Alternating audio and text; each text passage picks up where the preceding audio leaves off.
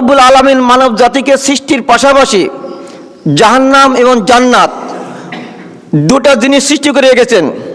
এক কথায় ভালো মানুষের জন্য জান্নাত আর খারাপ মানুষের জন্য জাহান্নাম, এটা আমরা সবাই জানি। হিদায়াত শব্দটি কি আমরা সেটা আগে প্রথমে জানবো, যে আমরা যে হিদায়াত লাভ করব, হিদায়াত কিভাবে লাভ করব, তার প্রারম্ভে আমাদেরকে জানতে হবে হিদায়াত কি, হিদায়াত কাকে বলে। হিদায়াত শব্দটি আমরা সবাই জানি, হিদায়াত শব্দটি আরবি হিদায়া থেকে আসছে, যার অর্থ পথের সন্ধান, পথ প্রদর্শন, পরিচালনা ইত্যাদি। ইংরেজিতে যাকে বলা হয় way of salvation, straight way ইত্যাদি। হিদায়াত শব্দটি আল্লাহ রাব্বুল আলামিন সূরাতুল বালাদের ভিতর বলেছেন, ওয়াদাইনাহুন নাজদাইন, আমরা কি তাকে ভালো মন্দ দুইটি পথ দেয়নি? অবশ্যই তাদেরকে দুইটি পথ অবলম্বন করতে বলেছি। এরপরে আল্লাহ রাব্বুল আলামিন সূরা দাহরের ভিতর বলছেন, ইন্না হাদাইনাহু সাবিলা ইম্মা শাকিরা ওয়া ইম্মা কাফুরা, নিশ্চয় আমি মানুষদেরকে পথ প্রদর্শন করেছি, এতে সে হয় ইম্মা শাকিরা ওয়া ইম্মা কাফুরা, হয় সে কৃতজ্ঞ হোক অথবা অকৃতজ্ঞ হোক, ওটা আমার যায় আসে না। আমি তাদেরকে অবশ্যই অবশ্যই দুটি পথ অবলম্বন করেছি। বহু নবী রাসূল এবং পবিত্র কোরআনের মাধ্যমে তাদেরকে নির্দেশ দিয়েছি, তারা সেটা মানুক বা না মানুক এটা আমার যায় আসে না। কারণ পরকালে যদি তারা এইভাবে না চলে, যদি তারা এই পবিত্র কোরআন ও সহিহ হাদিস অনুযায়ী না চলে, তাহলে অবশ্যই অবশ্যই আমি তাদের জন্য জাহান্নাম অবধারিত করে রেখেছি। সম্মানিত উপস্থিতি, সুতরাং আমাদেরকে হিদায়াত লাভ করতে হলে অবশ্যই অবশ্যই আল্লাহর উপর ভরসা করতে হবে। এখন হিদায়াত কাকে বলে? হিদায়াত শব্দটি উল্লেখ করতে যে আব্দুল্লাহ আল জানি তিনি বলেছেন, হিদায়াত এমন একটি পথ অবলম্বন করা যা নির্দিষ্ট গন্তব্যস্থলে পৌঁছে দেয়।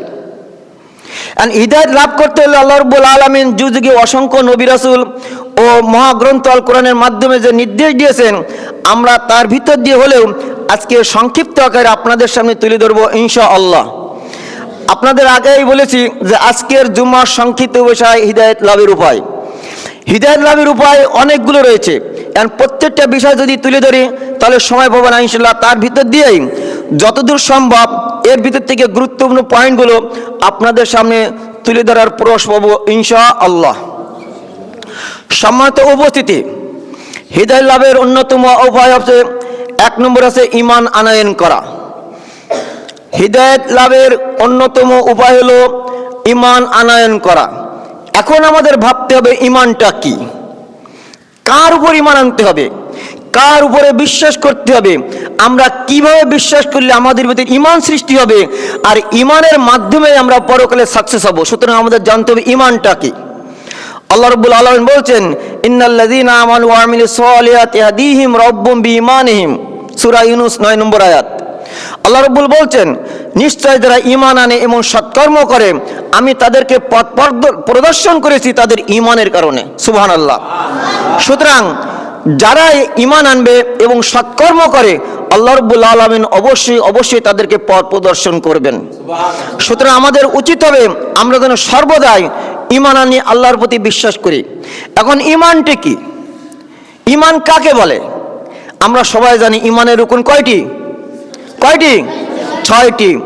আমানতু বিল্লাহি ওয়া মালাইকাতিহি ওয়া কুতুবিহি ওয়া রাসূলিহি ওয়াল ইয়াউমিল আখির ওয়াল কদরি খাইরি ওয়া শাররি, এটা আমরা সবাই জানি, জানি না?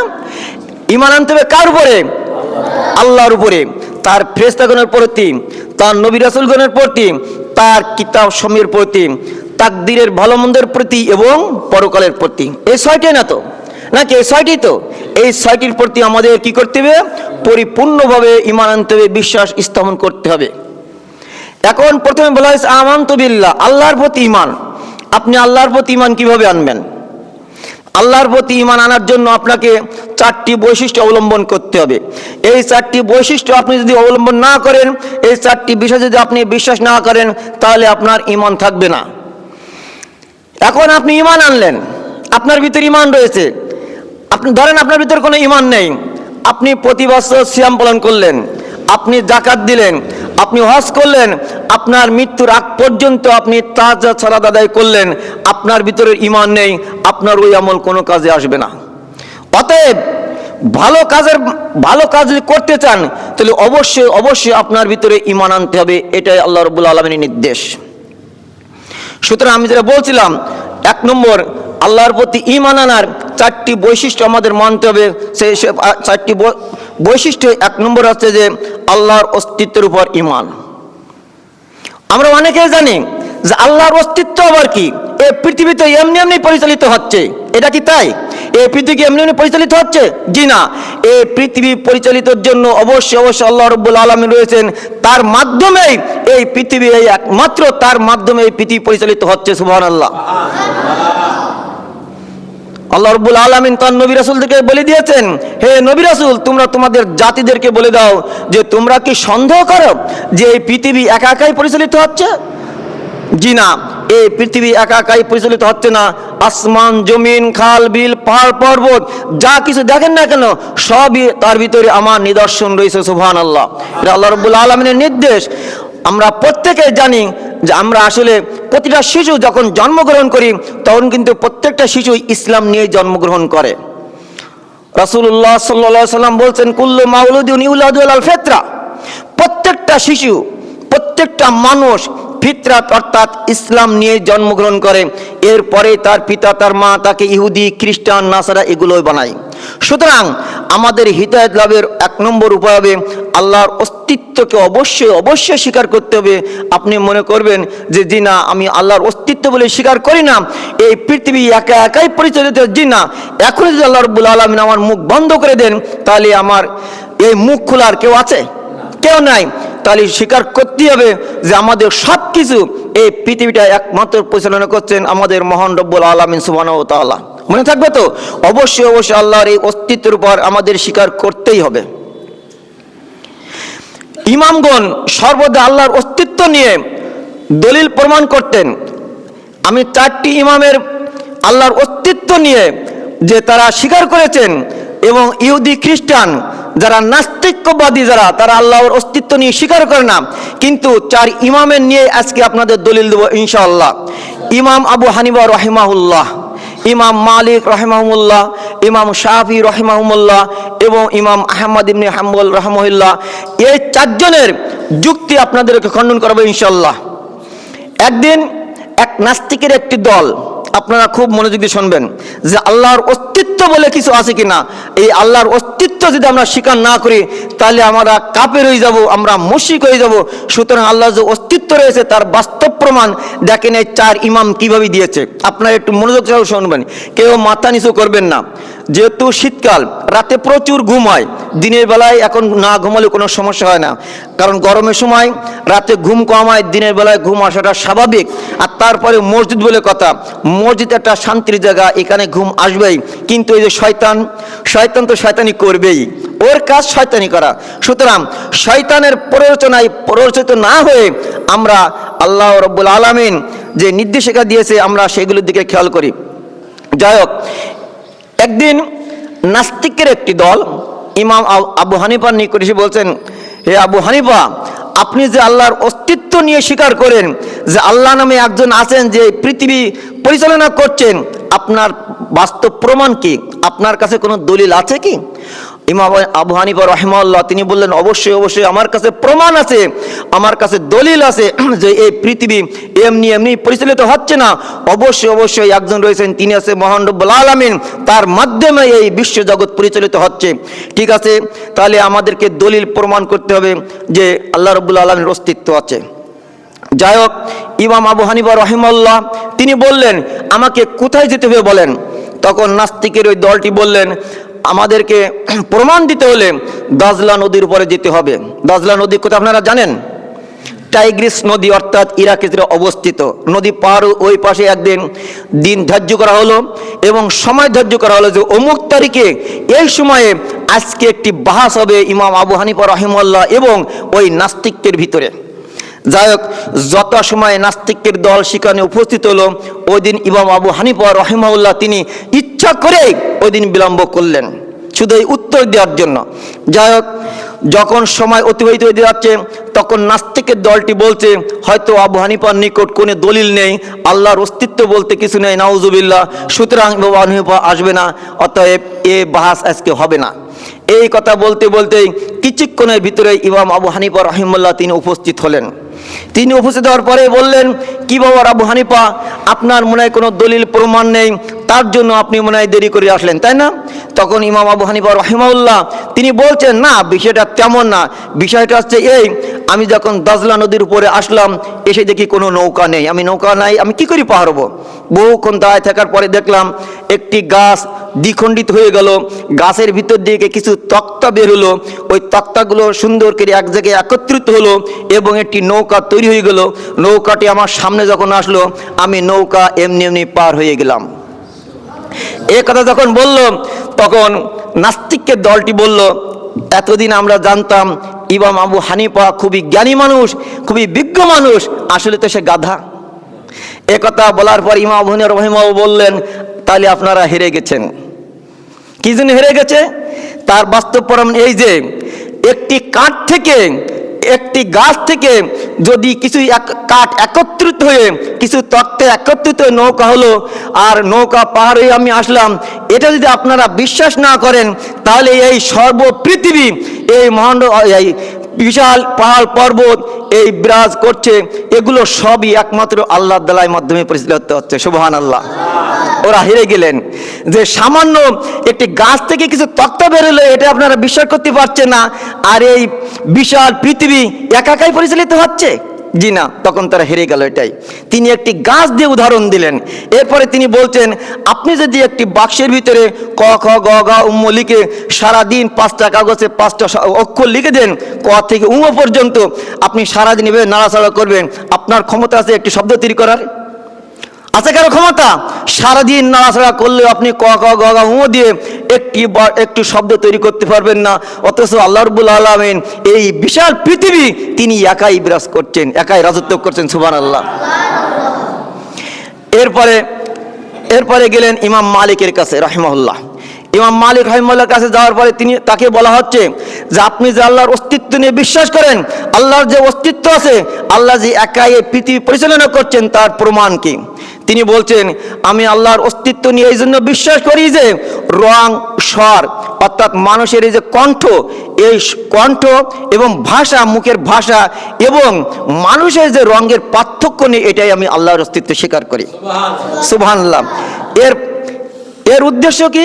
এর উদ্দেশ্য তিনি বলছেন, আপনি আজকে রাজঘাটে আছেন বা যশোর আছেন, আপনি এখান থেকে কিছু দূর চলে যান, হয় এখান থেকে সাতক্ষীরা যান, না এখান থেকে আপনি বগুড়ায় চলে যান, যে দেখবেন সেখানে মানুষের ভাষা আলাদা হয়ে গেছে, বা সেখানে মানুষের কি হয়েছে, কণ্ঠ অন্যরকম। কিন্তু এটা কে করছে? একমাত্র আল্লাহ রাব্বুল আলামিনের মাধ্যমে এগুলো হচ্ছে। এই কণ্ঠ, এই ভাষা আপনার আমার করা সাধ্য নাই, মহান রব্বুল আলামিন একমাত্র তার মাধ্যমে এগুলো পরিচালিত হচ্ছে। শুধু তাই নয়, আপনি পরিষ্কার, আপনার ছেলে কেন কালো হচ্ছে, বা আপনি কালো, আপনার মেয়ে কেন পরিষ্কার হলো, এটা কি আপনার আমার হাত? আপনি সারা দিন বিজ্ঞান, বায়োলজি দিয়ে আপনি যদি গবেষণা করেন, আপনার করার ক্ষমতা নাই। একমাত্র আল্লাহ রাব্বুল আলামিন যদি মনে করেন যে আজকের এই পিতা পরিষ্কার, আমি তার ছেলে সন্তান বা মেয়ে সন্তানকে আমি কালো করব, কারো কোনো হাত আছে? জি না। অর্থাৎ এই রঙের যে তারতম্য, এটা একমাত্র রব্বুল আলামিনের মাধ্যমে হয়। সুতরাং আল্লাহর অস্তিত্ব বলে অবশ্যই আছে, একমাত্র আল্লাহ রাব্বুল আলামিনই এই পৃথিবী পরিচালনা করছেন। সুবহানাল্লাহ।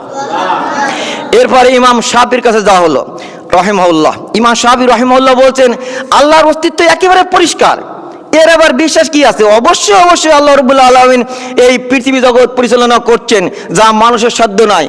তার প্রমাণ দিতে হলে আপনার তুত গাছের নিচে আসেন। তখন তারা বললো, কেন তুত গাছের নিচে কি আছে? তুত গাছ তো আমরা সবাই চিনি নাকি? তুত গাছ, যে গাছ থেকে কি রেশম সুতা পাওয়া যায়। তিনি বাস্তব প্রমাণ দিচ্ছেন। আপনারা তুত গাছের নিকটে আসেন, দেখেন যে তুত পোকা, এই রেশম পোকা, এই রেশম পোকা তুত গাছের পাতা খেয়ে কি করে, তার এই যে রেশম শিল্পের আমরা যে রেশম পোশাক পরি, এর আছে এই যে সুতাটা, এটা কিন্তু তুত পোকার মাধ্যমে আসে। সুতরাং তারা তুত পোকার পায়ে, তুত গাছের পাতা খেয়ে তারা কিন্তু এরা কি করছে, রেশম কাপড়ের সুতা বের করে দিচ্ছে। দ্বিতীয়ত, মৃগনাভি কস্তুরী, মৃগনাভি হরিণ, তারা এই তুত গাছের পাতা খাওয়ার পরে তাদের নাভি থেকে কিন্তু সুগন্ধি পাওয়া যাচ্ছে। তৃতীয়, আপনি যদি গাভীর তুলনা দেন, গাভী এই তুত গাছের পাতাকে তারা যে মানে বিষটা দিচ্ছে অর্থাৎ গোবর দিচ্ছে, সেটা তো মানুষের কাজে লাগে। সুতরাং একটি গাছের থেকে তিনটি রকম উপায় পাওয়া যাচ্ছে, এটা একমাত্র আল্লাহ রাব্বুল আলামিনের পক্ষে সম্ভব। সুতরাং সুবহানাল্লাহ বলবেন না? সুবহানাল্লাহ। একমাত্র আল্লাহ রাব্বুল আলামিন পারেন যে একটি গাছ থেকে কয়েক প্রকার মানুষের উপকার করেন দিতে। শুধু তাই নয়, আপনি আপনার জমিতে একটি আম গাছ লাগান বা দুটো তিনটে আম গাছ লাগান, দেখেন কোনো গাছের ফল মিষ্টি, কোনো গাছের ফল আছে অতিরিক্ত টক। এটা কি আপনার আমার ক্ষমতা আছে? জি না, একমাত্র রব্বুল আলামিনের পক্ষে সম্ভব। সুতরাং আল্লাহর অস্তিত্ব বলে অবশ্যই অবশ্যই আছে, এই পৃথিবী মহান রব্বুল আলামিন একাই পরিচালনা করছেন, এটাই ঠিক। সুবহানাল্লাহ। এরপরে ইমাম আহমদ ইবনে হাম্বলের কাছে যাওয়া হলো। ইমাম আহমদ ইবনে হাম্বল রাহিমাহুল্লাহ তিনি বললেন, এটা আল্লাহর অস্তিত্ব বলতে অবশ্যই অবশ্যই কিছু আছে, তার একটা বাস্তব প্রমাণ পিতা মাতার ইচ্ছা অনিচ্ছার মাধ্যমে হয়। কেননা আপনি চেষ্টা করছেন যে আল্লাহ আমার একটি ছেলে সন্তান দাও, আল্লাহ হয়তো অনেকে দিচ্ছে অনেকে দিচ্ছে না, অনেকে মেয়ে সন্তান চাচ্ছে কিন্তু হচ্ছে কি হচ্ছে না। আবার অনেকের ছেলে চেয়েছে হয়েছে মেয়ে, মেয়ে চেয়েছে হচ্ছে ছেলে। আবার অনেকে বলছে ছেলে মেয়ে বন্ধ করার জন্য কত রকম ব্যবস্থা করছে, তারপরে আল্লাহ রাব্বুল আলামিন তাদেরকে ছেলে মেয়ে দিচ্ছেন। সুতরাং এই একমাত্র ক্ষমতা একমাত্র আল্লাহ রাব্বুল আলামিনের হাতে। সুতরাং আল্লাহর অস্তিত্ব বলতে অবশ্যই অবশ্যই আছে, এই বিশ্ব পৃথিবী এই জগৎ সম্পূর্ণ মহান রব্বুল আলামিনের মাধ্যমে পরিচালনা হচ্ছে। সুতরাং আল্লাহর অস্তিত্বকে আমাদের স্বীকার করতেই হবে। এটা হচ্ছে এক নম্বর আল্লাহর উপর অস্তিত্ব। ঈমান, আল্লাহর উপর বিশ্বাস করতে হলে আল্লাহর অস্তিত্ব যেটা আমরা বললাম, এই আল্লাহর অস্তিত্ব অবশ্যই অবশ্যই আমাদের স্বীকার করতে হবে। দুই নম্বর আল্লাহর রুবুবিয়তের উপর বিশ্বাস করতে হবে। আল্লাহর রুবুবিয়ত বলতে কি? আল্লাহকে রব বলে স্বীকার করতে হবে, যে আল্লাহ আমার একমাত্র রব, আল্লাহ আমার একমাত্র প্রভু। এটা আপনাকে অবশ্যই অবশ্যই স্বীকার করতে হবে। আর এই জন্য আল্লাহকে রব হিসেবে মানতে হলে আপনাকে চারটি বৈশিষ্ট্য মানতে হবে। আপনি যদি এই চারটি বৈশিষ্ট্য না মানেন, বিশ্বাস না করেন, তাহলে আপনি কোনোদিন ইমানদারি হতে পারবেন না। আপনার ভিতরে ইমান বলতে কিছু নেই। সুতরাং আপনার ভিতরে যদি ইমান না থাকে, আপনি অন্যান্য যতই ভালো কাজ করেন না কেন, আপনার সেই কাজগুলো কোনো লাভ হবে না। সুতরাং আল্লাহর উপর ইমান আনতে হলে আল্লাহর রুবুবিয়তকে অবশ্যই অবশ্যই স্বীকার করতে হবে। এক নম্বর মানতে হবে আল্লাহ আমার স্রষ্টা, আল্লাহকে স্রষ্টা হিসেবে মানতে হবে। আল্লাহ বাদ দিয়ে আর কাউকে স্রষ্টা হিসেবে মানা যাবে না।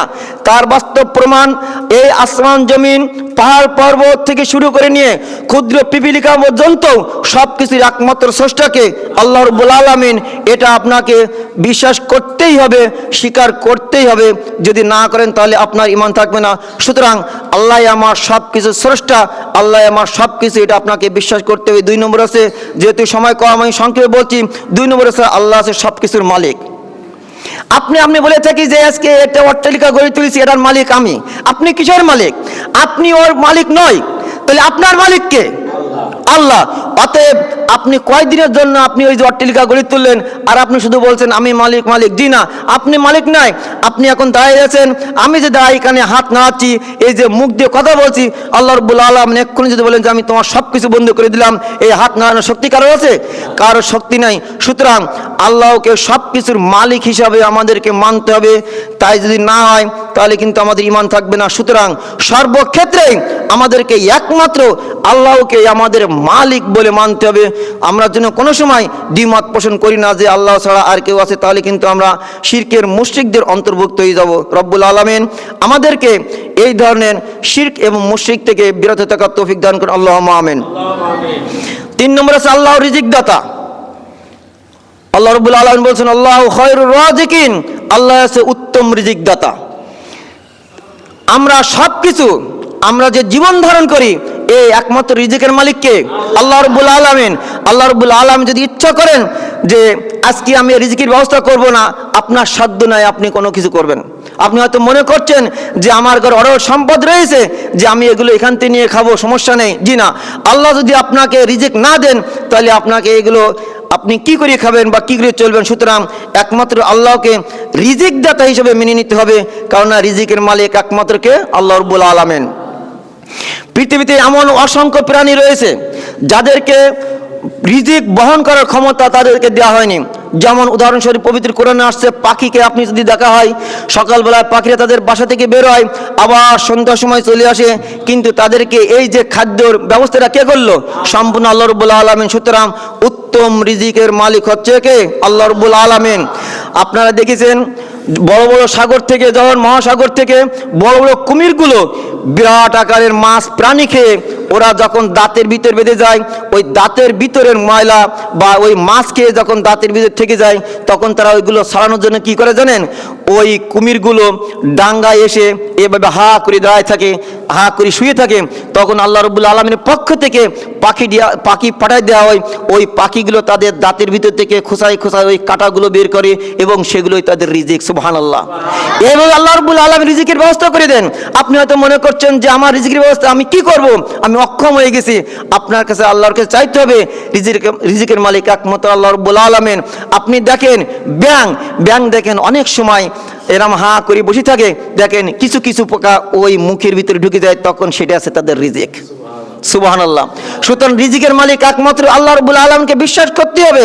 এই রিজিকের মালিক যদি আপনি আল্লাহকে বিশ্বাস না করেন, মনে করেন যে আমার ইচ্ছা মতো সব কিছু আয় রোজগার করবো, জি না, এই ইচ্ছা মতো রোজগার আয় করার ক্ষমতার মালিক তো সে আল্লাহ রাব্বুল আলামিন। সুতরাং আপনাকে ঈমান আনতে হলে, আল্লাহর উপরে বিশ্বাস করতে হলে অবশ্যই আল্লাহকে রিজিক দাতা হিসাবে আপনাকে মানতে হবে। চতুর্থ নম্বর, আল্লাহ সব কিছু পরিচালনা করেন। আমরা হয়তো মনে করি জি না, আল্লাহর পরিচালনা করেন না, আমরা হয়তো অন্যজনকে পীর আউলিয়া দরবেশ এরা হয়তো পরিচালনা করেন। জি না, আল্লাহ যদি সব কিছু পরিচালনা না করেন, তাহলে আপনার হাতকে এখন প্যারালাইসিস দিয়ে বন্ধ করে দিল, আপনার কোনো ডাক্তারের ট্রিটমেন্ট করতে পারবে না। সে ক্ষমতা যদি আল্লাহ রাব্বুল আলামিন ডাক্তারি তো না দেয়, তাহলে আপনি কি করবেন? সুতরাং একমাত্র আল্লাহ রাব্বুল আলামিন যে সব কিছু পরিচালনা করছেন, এটা আপনার বিশ্বাস করতেই হবে। আপনি যতই দাম্ভিকতা করেন না কেন, আপনি যতই প্রভাবশালী হন না কেন, আপনি যতই প্রতাপশালী হন না কেন, আপনি যতই আজকে এলাকার সব থেকে মাস্তান হন না কেন, আপনি যতই আজকে বাংলাদেশে কেন, পৃথিবীর যে সব থেকে বড় নেতা, যেমন আমরা সব থেকে এখন ডোনাল্ড ট্রাম্প যে অন্যায় অত্যাচার সহ্য করে শুরু করেছেন, যেটা সহ্য করার মতো নয়। যাই হোক, আমি ওদিকে যাচ্ছি না। যেটা বলছিলাম যে আপনি যতই প্রভাবশালী হন না কেন, যতই প্রতাপশালী হন না কেন, আপনার পরিচালনার মালিক একমাত্র রব্বুল আলামিন, তাছাড়া আর কেউ নাই। সুবহানাল্লাহ। পৃথিবীর সব থেকে প্রভাবশালী, পৃথিবীর সব থেকে ক্ষমতাধর ব্যক্তি, যিনি 1700 বছর রাজত্ব করেছিলেন, যিনি এক আল্লাহকে রব হিসাবে ওই নিজেকে রব হিসাবে পরিচালনা করতেন, যে আমি একমাত্র রব, অতএব রব বলতে কে নাই, এই পৃথিবীতে সব কিছুর মালিক আছে, আমি কে? সেটা ফিরাউন। তিনি কত বছর? 1700 বছর ধরে রাজত্ব করেছিলেন। তারপরে এক পর্যায়ে তিনি কিন্তু কি অসহায় পড়েছিলেন না? সমুদ্রের মাঝখানে যখন তিনি হাবুডুবু খাচ্ছেন, তখন দেখছে যে আর আমার কুল কিরানা নাই। আমি যে এতদিন মনে করতাম আমি রব, আমি সব কিছু কই, আজকে আমার করার ক্ষমতা কিছুই নাই। তখন তিনি অবশেষে বললেন, আমানতু বি রব্বি মুসা ও হারুন, আমি ঈমান আনলাম মুসা হারুন যে রবের প্রতি ঈমান এনেছে, আমি তার প্রতি ঈমান আনলাম। তখন আল্লাহ রাব্বুল আলামিন তখন বলেছিলেন, আল আন, এখন 1700 বছর তোমাকে সময় দিয়েছিলাম, তুমি এখন আলান শব্দটা কেন বলছো? মৃত্যুর পরে আল্লাহ রাব্বুল আলামিনের সাথে, মৃত্যুর কেন, জীবদ্দশা আল্লাহ রাব্বুল আলামিনের সাথে আরবিতে সবসময় কথা গ্রহণযোগ্য হয় বেশি। না বললে সেটা বাংলা বলেন, সমস্যা নাই, কিন্তু আপনার মৃত্যুর পরে কিন্তু আর বাংলা বলার কোনো শক্তি থাকবে না, সম্পূর্ণ তখন আরবিতেই বলা হবে। যাই হোক, ফিরাউন যখন বলছেন আল আন, তখন আল্লাহ রাব্বুল আলামিন বলছেন, আল আন, 1700 বছর তুমি রাজত্ব করলে, নিজেকে রব হিসাবে বিবেচনা করতে, আজকে তোমার এই ক্ষমতা কোথায় গেল? তুমি তো নিজে বলতে যে আমি সবকিছু পরিচালনা করি, আজকে তোমার পরিচালনা কে করবে? আজকে তোমার এই সমুদ্র থেকে কে বাঁচাবে? সুতরাং আল আন বলার পরেই সেও কিন্তু হাবুডুবু খেয়ে অবশেষে আল্লাহ রাব্বুল আলামিনের দরবারে তারা হাজির হতে হলো। সুবহানাল্লাহ। সমত উপস্থিতি। সুতরাং আল্লাহকে সবকিছু, আল্লাহ যে সবকিছু পরিচালনা করেন, তার বাস্তব প্রমাণ এটাই। আমরা সবাই জানি, আমরা সব আলেকজান্ডার দ্য গ্রেট এর নাম সবাই আমরা শুনেছি কম বেশি। এই আলেকজান্ডার দ্য গ্রেটের ইতিহাস এখন বলা সম্ভব নয়, কিন্তু তার 3টি কথা আপনাদেরকে না বললে নাই। তিনি মৃত্যুর পূর্বে যখন দেখছেন আমি এত বিশাল সাম্রাজ্যের মালিক, এত সম্পদ থাকা সত্ত্বেও যখন দেখছে ডাক্তাররাও তাকে আর ট্রিটমেন্ট করে, ডাক্তাররা যখন তাকে আর রোগ মুক্তি থেকে নিরাময় করতে পারছে না, যখন সে ভাবছেন আমার হয়তোবা আর কিছু করার ক্ষমতা নেই, আমি হয়তোবা অচিরেই মৃত্যুবরণ করব, তখন 3টি ওসিয়ত করে গেছিলেন তিনি। সে 3টি আছে, তিনি বলেছিলেন আমি যখন মৃত্যুবরণ করব, আমার যখন মৃত্যুর কফিন আমাকে নিয়ে যাওয়া হবে, তখন যেন এই কফিনগুলো ডাক্তাররাই বহন করে। কি জন্য বলেন দিন? ডাক্তাররা এই জন্য বহন করার কথা বলেছেন, তিনি বোঝাতে চাচ্ছেন যে এই পৃথিবী মহান রব্বুল আলামিনের মাধ্যমে পরিচালিত হয়। মহান রব্বুল আলামিন যদি আমাদেরকে ছেড়ে না দেন তাহলে আমরা কোথাও ছাড় পাবো না। অতএব মহান রব্বুল আলামিনের মাধ্যমেই সব কিছু পরিচালিত হচ্ছে, মহান রব্বুল আলামিনের ইচ্ছাই হয়। তিনি আল্লাহ রব্বুল আলামিন বলছেন ফাআলুল লিমা ইউরিদ, তিনি যা ইচ্ছা তাই করতে পারেন। সুতরাং আমার কফিন, আমার মৃত্যুর কফিন, আলেকজান্ডার যেটা বলে গেছিলেন যে আমার মৃত্যুর কফিন অবশ্যই ডাক্তাররা বহন করবে। তার মানে মানুষ বুঝবে যে আল্লাহ রব্বুল আলামিন যদি ছাড় না দেন, আল্লাহ রব্বুল আলামিন যদি রহমত না করেন, তাহলে ডাক্তাররাও করার কিছু নেই। সুতরাং ডাক্তারদেরকে মানুষ দেখে বুঝবে যে ডাক্তাররা তো একে ট্রিটমেন্ট করতে পেরেছে, এই ডাক্তাররা তো এতগুলো ডাক্তার থাকা সত্ত্বেও কেন আজকে ডাক্তার তাকে মৃত্যুর কফিন নিয়ে যাচ্ছে, তার মানে আল্লাহ রব্বুল আলামিনের উপরে আর কেউ নেই। অতএব ডাক্তারদের করার কিছু ক্ষমতা নেই। সুবহানাল্লাহ। এটা তার প্রথম ওসিয়াত। দ্বিতীয় তিনি বলেছিলেন আমি যখন মারা যাবো, আমার যখন কফিন নিয়ে যাবে, তখন আমার এত ধন সম্পদ, আমি যে অঢেল সম্পদ করেছিলাম, আমাদের ভিতর দিকে যারা ধন সম্পদ গড়ে তুলতেছেন, হয়তো আপনি মনে করছেন যে আমি চিরকাল ভোগ করব, চিরকাল এই শান্তিতে থাকবো। জি না, আপনাকে এটা পরীক্ষার জন্য আপনাকে কিছু দিনের দিয়েছে। আপনি এক্ষুনি মারা যান, আপনার সব ধন সম্পদ, আপনার ছেলে মেয়ে, আপনার আত্মীয় স্বজন নিয়ে মারামারি শুরু করে দিবে। অতএব আপনার করার কিছু থাকবে না। সুতরাং আল্লাহ রাব্বুল আলামিন আমাদেরকে যাদের ধন সম্পদ দিয়েছেন, টাকা পয়সা দিয়েছেন, পরীক্ষা করার জন্যই কিন্তু আপনাকে দিয়েছেন। সুতরাং আপনাদেরকে বলবো, আপনারা অবশ্যই আপনাদের অ্যাবিলিটি অনুযায়ী, আপনাদের সামর্থ্য অনুযায়ী অবশ্যই আপনারা দান করবেন। না হলে যেদিন মারা যাবেন সেদিনই আপনাদের ওই আলেকজান্ডারের মতো হবে। যাই হোক, যেটা বলছিলাম, আলেকজান্ডার দ্বিতীয় কথা বলে গেলেন যে আমার কফিন যখন চলে যাবে, আমার কফিন যখন বহন করা হবে, তখন আমার যত ধন সম্পদ আছে সেগুলো ছিটাতেই যাবে। এর কারণটা কি? এর কারণ মানুষ বুঝবে যে এত সম্পদ থাকা সত্ত্বেও আজকে আলেকজান্ডার নিয়ে যেতে পারলো না, আলেকজান্ডারের করার ক্ষমতা নেই, ডাক্তারদেরও ক্ষমতা নেই। সুতরাং এই সম্পদ আপনারা জীবদ্দশায় বেঁচে থাকাকালীন অবশ্যই কল্যাণের পথে ব্যয় করুন, মসজিদ মাদ্রাসায় দান করুন। তৃতীয় ওসিয়াত তিনি করে গেছিলেন, আমি যখন আমার কফিন যখন যাবে, তখন কফিনের দুই সাইডে আমার হাত এভাবে বের করে দেওয়া থাকবে। কেন বের করে দেওয়া থাকবে? মানুষ সেদিন বুঝবেন, দেখেন এই আলেকজান্ডার পৃথিবীতে যেদিন ভূমিষ্ঠ হয়েছিল সেদিনই এই খালি হাতে এসেছিল, আর আজকে এত অঢেল সম্পদের মালিক হওয়া সত্ত্বেও আজকে সে মৃত্যুবরণ করেছে শূন্য দুই হাত নিয়ে। সুতরাং এই সম্পদ থেকেও আপনার লাভ হবে না, একমাত্র আল্লাহ রাব্বুল আলামিন যদি আপনার ছাড় না দেন, একমাত্র আল্লাহ রাব্বুল আলামিন যে এই পৃথিবী বিশাল পাহাড় পর্বত নদী নালা খাল বিল একমাত্র তার মাধ্যমে পরিচালিত হচ্ছে, একমাত্র উত্তম পরিচালনাকারী সেই, এটা আমাদেরকে বিশ্বাস করতেই হবে। যাই হোক, সময় প্রায় শেষের দিকে। আমি যেটা বলছিলাম যে আল্লাহর অস্তিত্বকে অবশ্যই আমাদের বিশ্বাস করতে হবে, আমাদেরকে আল্লাহর উপর অবশ্যই ঈমান আনতে হবে। তিন নম্বর আছে আল্লাহকে ইলা মানতে হবে। আমরা সবাই জানি আল্লাহর ইলা তো আমরা সবাই মানি, আল্লাহকে এক ইলা বলতে তো আমরা সবাই বিশ্বাস করি। জি না, আল্লাহকে ইলা বলতে অবশ্যই আপনাকে তিনটা বৈশিষ্ট্য অবলম্বন করতে হবে। এই তিনটা বিশ্বাস যদি আপনি না করেন, তাহলে আপনি আপনার ইলাকে আমরা আল্লাহকে ইলা বলতে পারবো না। সুতরাং এক নম্বর আছে অন্তর ইবাদত আল্লাহর দিকে দিতে হবে। অন্তরে আপনি যে ইবাদত করছেন, সবসময় বলছেন হে আল্লাহ রাব্বুল আলামিন আপনি আমাকে জাহান্নাম থেকে বাঁচান, হে আল্লাহ রাব্বুল আলামিন আমি একমাত্র আল্লাহকে তোমাকেই ভয় করি, হে আল্লাহ রাব্বুল আলামিন আমাকে জান্নাত দেন। এই যে সবসময় অন্তর্ভীতি ইবাদত করছেন, এই একমাত্র সম্পূর্ণ কার্য নিতে হবে, একমাত্র আল্লাহর জন্য ধাবিত হতে হবে। দুই নম্বর মুখের ইবাদত। আপনি সারাদিন বলছেন সুবহানাল্লাহ, আলহামদুলিল্লাহ, আল্লাহু আকবার, আপনি হজ করছেন, যাকাত দিচ্ছেন, এগুলো মুখের যে ইবাদত, এগুলো সম্পূর্ণ আল্লাহর জন্য হতে হবে। তিন নম্বর কর্মকাণ্ড একমাত্র আল্লাহর হতে হবে। আপনি যত কিছু করছেন, আপনি দান সাদকা করছেন, আপনি সালাত আদায় করছেন, আপনি হজ করছেন, যাকাত দিচ্ছেন, এই যে ভালো কাজগুলো করছেন, এগুলো সম্পূর্ণ এই কর্মকাণ্ড একমাত্র আল্লাহর জন্য হতে হবে। আল্লাহ রাব্বুল আলামিন আমাদের সবাইকে পবিত্র কোরআন ও সহিহ হাদিস অনুযায়ী আল্লাহর উপর ঈমান আনার তৌফিক দান করুন, আল্লাহুম্মা আমিন। দুই নম্বর বলছিলাম আল্লাহর উপর ঈমানের বৈশিষ্ট্য এক নম্বর। দুই নম্বর হচ্ছে আল্লাহর প্রশস্ততা। আল্লাহর প্রশস্ততা বলতে আমরা জন্য আল্লাহর হিদায়াত লাভের অন্যতম দ্বিতীয় উপায় আছে অন্তর প্রশস্ততা।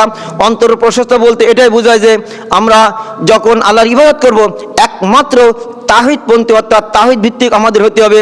আমাদের ইবাদতের জন্য কোনো প্রকার শিরক না থাকে। আমরা কেন শিরক করব? শিরক অর্থ কি? অংশ স্থাপন করা। আমি একটু সামান্য একটু উদাহরণ দিচ্ছি, সেটা হচ্ছে ধরেন আপনার স্ত্রী আপনার স্ত্রী আপনাকে কত ভালোবাসে, আপনিও আপনার স্ত্রীকে সেই পরিমাণ ভালোবাসেন। এখন এই স্ত্রী যদি মনে করে আমি আপনাকে অর্ধেক ভালোবাসবো আর পরকীয়া করে আর একটা ছেলেকে অর্ধেক ভালোবাসবো, আপনি কি মেনে নেবেন? কেউ মেনে নেবে? কেউ মেনে নেবে না, যে আমার সাথে আবার আর একজন অংশ স্থাপন করাবে কেন? সুতরাং আপনার সামান্য স্ত্রী হয়ে যে আপনার ভালো মন্দ কিছু করতে পারবে না, যে আপনার মৃত্যুবরণ কিছু করতে পারবে, মৃত্যুর সময় আপনার মানে মৃত্যু থেকে রেহাই দেওয়ার জন্য সে তার কোনো ক্ষমতা নেই, বাঁচা মারার ক্ষমতা একমাত্র আল্লাহ রাব্বুল আলামিনের হাতে। অতএব সামান্য স্ত্রীর সাথে আপনি দুই ছেলের ভাগাভাগি বন্টন করতে পারছেন না ভালোবাসার দিক দিয়ে, আর একমাত্র আল্লাহ রাব্বুল আলামিনের মাধ্যমে সব কিছু আছে, অথচ তুমি কেন তার সাথে শিরক করছো? সুতরাং এগুলো থেকে আমাদের বিরত থাকতে হবে। 3 নম্বর, সর্বদা আল্লাহ জিকির করা। আমরা আসলে আল্লাহ জিকির করতে জানি না। হিদায়াত লাভের অন্যতম উপায় আছে, সময় খুব সংক্ষেপ, 5 মিনিট সময় আছে। হিদায়াত লাভের তৃতীয় উপায় হলো সর্বদা আল্লাহ জিকির করা। আল্লাহ রাব্বুল আলামিন বলছেন ফাজকুরুনি আযকুরুকুম ওয়াশকুরুলি ওয়ালা তাকফুরুন। সূরা বাকারা বলেছে, হে বিশ্বাসীগণ, তোমরা আমাকে বিশ্বাস করো, আমাকে স্মরণ করো, আমি আল্লাহ রাব্বুল আলামিন তোমাদেরকে স্মরণ করব। সুতরাং সবসময় আল্লাহকে স্মরণ করতে হবে। আপনি চলাফেরায়, উঠা বসায়, খাওয়া বসায়, এমনকি যখন ঘুম থেকে উঠবেন, ঘুমাতে যাবেন, সবসময় একমাত্র আল্লাহকে জিকির করতে হবে, আল্লাহকে ডাকতে হবে। আবু হুরায়রা বর্ণিত রাসূলুল্লাহ সাল্লাল্লাহু আলাইহি সাল্লাম বলছেন, আল্লাহ বলছেন, আমি যেরূপ বান্দা আমাকে যেরূপ ধারণা করে, আমি বান্দার সাথে থাকি, যখন বান্দা আমার সাথে থাকে, আমি যখন বান্দা আমাকে গোপনে স্মরণ করে, চুপি চুপি আমাকে ডাকে, আমি আল্লাহ রাব্বুল আলামিন তাকে প্রকাশ্যে ডাকি। সুবহানাল্লাহ। কোনো বান্দা যদি আমার দিকে কি করে জনসম্মুখে আমাকে স্মরণ করে, আমি আল্লাহ রাব্বুল আলামিন এর থেকে বড় সমুদ্রে তাকে জনসম্মুখে আমি তাদেরকে স্মরণ করি। সুবহানাল্লাহ। কোনো ব্যক্তি, কোনো বান্দা যদি আমার দিকে 1 বিঘাত পরিমাণ সরে আসে, আমি আল্লাহ রাব্বুল আলামিন তার দিকে 1 হাত সরে যায়। সুবহানাল্লাহ। অনুরূপভাবে কোনো বান্দা যদি আমার দিকে 1 হাত আসে, আমি আল্লাহ রাব্বুল আলামিন তার দিকে 2 হাত সরে যাই। সুবহানাল্লাহ। এরপর আল্লাহ রাব্বুল আলামিন বলছেন, কোনো বান্দা আমার দিকে যদি হেঁটে আসে, আমি আল্লাহ রাব্বুল আলামিন কথা দিচ্ছি, আমি ওই বান্দার দিকে দৌড়ে যাই। সুবহানাল্লাহ। হাদিসটি বুখারী মুসলিমের 7505 নম্বর হাদিস, জিকির অধ্যায়। সুতরাং সর্বদাই আল্লাহ জিকির ভর থাকতে হবে, আমাদেরকে সবসময় আল্লাহকে স্মরণ করতে হবে। এই আরেকটা কথা না বললেই নয়, ফাতেমা রাদিয়াল্লাহু আনহা একদিন আলী রাদিয়াল্লাহু তাকে বলছেন যে আটা পিষানোর যে যন্ত্রণা, যে কষ্ট, এর জন্য যদি একটা খাদেম নিযুক্ত করতেন তাহলে খুব ভালো হতো। যাই হোক, এ কথা বলার পরে তিনি শুনলেন যে রাসূলুল্লাহ সাল্লাল্লাহু আলাইহি সাল্লামের নিকট কেউ একটি বন্দী রাখা আছে, তিনি সেখানে চলে গেলেন। ফাতেমা রাদিয়াল্লাহু আনহা যখন তার পিতার বাড়িতে গেলেন, যে দেখছেন যে পিতা বাড়িতে নেই, অর্থাৎ হযরত মুহাম্মদ রাসূলুল্লাহ সাল্লাল্লাহু আলাইহি সাল্লাম বাড়িতে নেই, এমন সময় আয়েশা রাদিয়াল্লাহু আনহাকে বলে আসলেন যে আমার পিতা হযরত মুহাম্মদ রাসূলুল্লাহ সাল্লাল্লাহু আলাইহি সাল্লাম বাড়িতে আসলে বলবেন যে আপনার মেয়ে ফাতেমা এখানে আসছিল। যাই হোক, হযরত মুহাম্মদ রাসূলুল্লাহ সাল্লাল্লাহু আলাইহি সাল্লাম যখন বাড়িতে প্রবেশ করলেন, বাড়িতে ঢোকার সাথে সাথে হযরত আয়েশা রাদিয়াল্লাহু আনহা তিনি বললেন, আপনার মেয়ে ফাতেমা আপনার নিকট আসছিল একজন খাদেমের জন্য, তার আটা পিষায় রুটি বানাতে খুব কষ্ট হচ্ছে, যদি একটি বন্দী বা একটি খাদেম তাকে দিতেন তাহলে তার কষ্ট লাঘব হতো। এ কথা বলার পর হযরত মুহাম্মদ রাসূলুল্লাহ সাল্লাল্লাহু আলাইহি সাল্লাম তার মেয়ের বাড়িতে চলে আসলেন। বাড়ির পাশে যখন আসলেন, তখন আলী রাদিয়াল্লাহু তাআলা, স্বামী স্ত্রী এবং ফাতেমা এবং আলী রাদিয়াল্লাহু তাআলা দুজন শুয়েছিলেন। তারা যখন বুঝতে পারলেন যে নিশ্চয় রাসূলুল্লাহ সাল্লাল্লাহু আলাইহি সাল্লাম আমার বাড়িতে চলে আসছেন, যখন ঘুম থেকে উঠে চলে আসতেছেন, তখন রাসূলুল্লাহ সাল্লাল্লাহু আলাইহি সাল্লাম বলছেন, জি না, তোমরা দুজন শুয়ে থাকো, যে অবস্থায় আছো ওই অবস্থায় থাকো, আমি ঘরের ভিতরে প্রবেশ করছি। সুবহানাল্লাহ। তিনি যখন ঘরের ভিতরে প্রবেশ করলেন, দেখেন স্বামী স্ত্রী দুইজন শুয়ে আছে, তখন বললেন, হে ফাতেমা, তুমি যে জন্য আমার বাড়িতে গিয়েছিলে, যে কাজের জন্য গিয়েছিলে, আমি যদি এর থেকে উত্তম কিছু শিক্ষা দেয় তাহলে কি তোমাদের জন্য কল্যাণকর হবে না? তিনি বললেন, অবশ্যই অবশ্যই হবে। তখন তিনি বললেন, আজ থেকে আমি একটি তোমাদেরকে জিকির শিক্ষা দিচ্ছি, আজ থেকে তোমরা যখন প্রতিদিন ঘুমাবে, তখন ঘুমানোর সময় 33 বার সুবহানাল্লাহ, 33 বার আলহামদুলিল্লাহ এবং 34 বার আল্লাহু আকবার বলে ঘুমাবে। দেখেন, ওই কষ্টের থেকে এই জিকির পাঠ করলে এর থেকে উত্তম প্রতিদিন আল্লাহ রাব্বুল আলামিন দিবেন। সুবহানাল্লাহ। আলী রাদিয়াল্লাহু আনহু বললেন, এই জিকিরের কথাটা শোনার পর থেকে আমি আমার মৃত্যুর আগ পর্যন্ত কোনোদিন এই জিকির ভুলি নাই।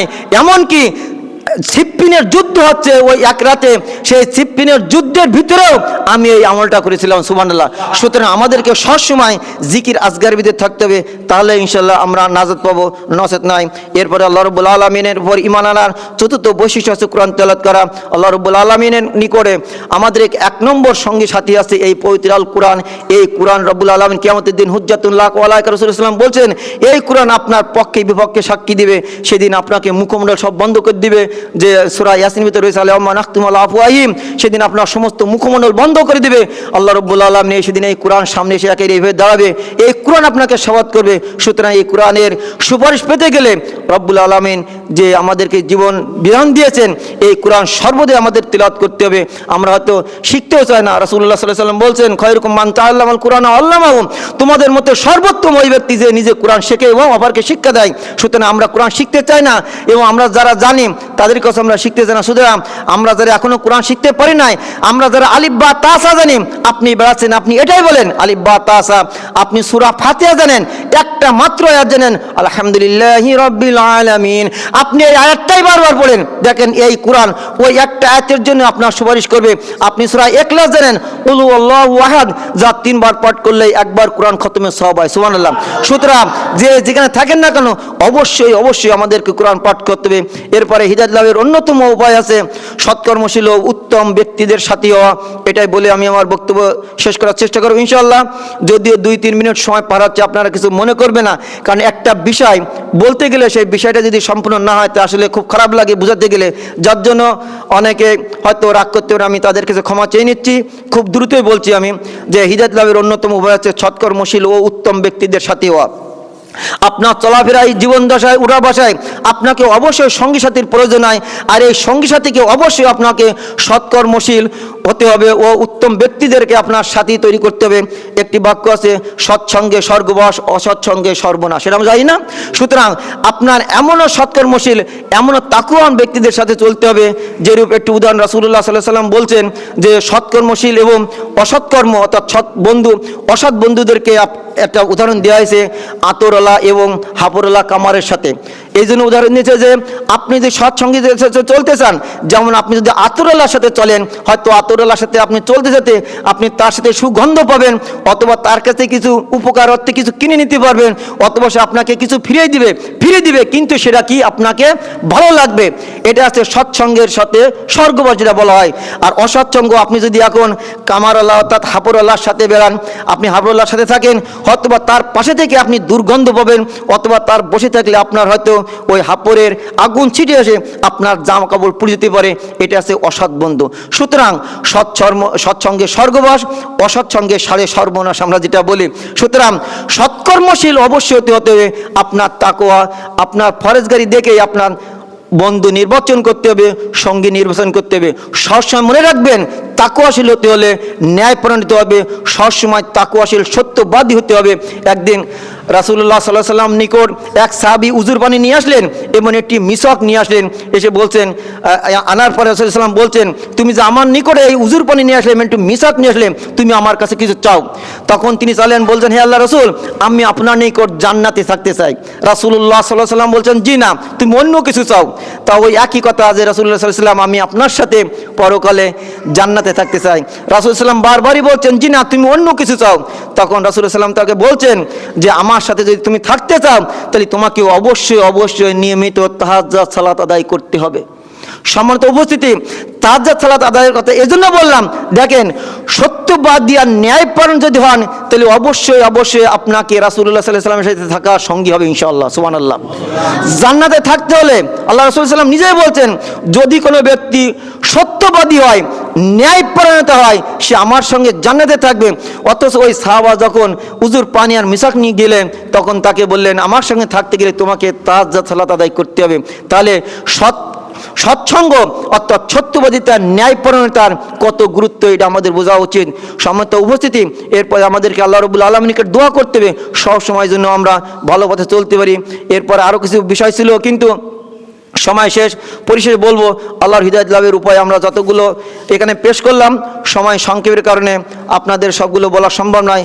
রব্বুল আলামিন আমাদের সবাইকে হিদায়াত লাভের যে উপায়গুলো বললাম আমি সহ আমরা সকলেই যেন মানতে পারি। রব্বুল আলামিন আমাদের সেই তৌফিক দান করুন। আল্লাহুম্মা আমিন।